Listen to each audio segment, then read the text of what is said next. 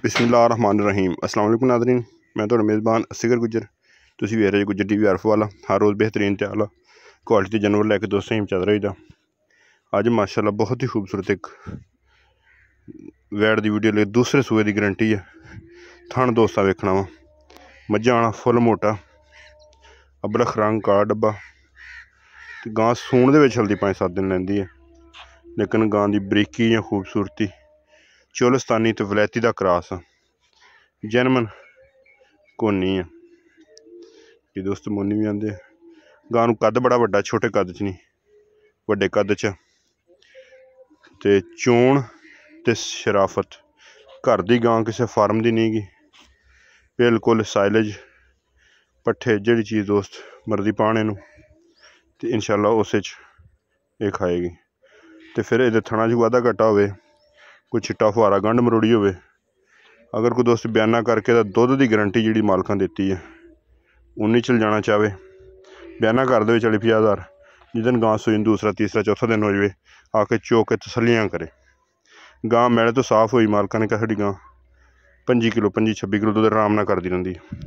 जिहड़ा गां थान करना भी चाहिए। गां की नस्ल, गां की क्वालिटी A1 काला डब्बा। वड्डी गां दूजन वैड़ होके चंगा वड्डा कद, छोटे कद च नहीं गी। समझी बड़ी भी सौखी है। रेट 6 लाख रुपया कर दे, बड़ा फुल फाइनल 5,50,000 रुपया। किड्डा किड्डा सोहना थन। हल्दी गां ने कुछ भी नहीं लिबास बनाया, 7, 8, 10 दिन भी लै सकती,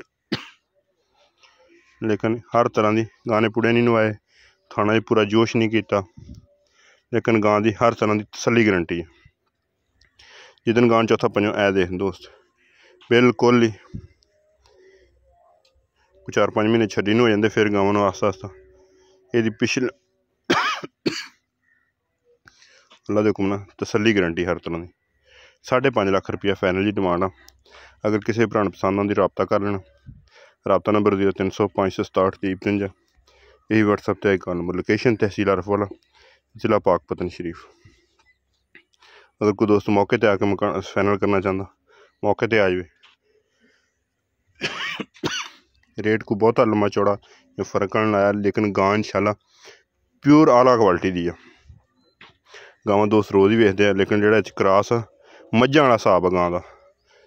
दुध करेगी गावां ना सर्दी ना गर्मी, खुली छड़ दो, हर तरह की क्वालिटी ना पूरी है। काले डब्बे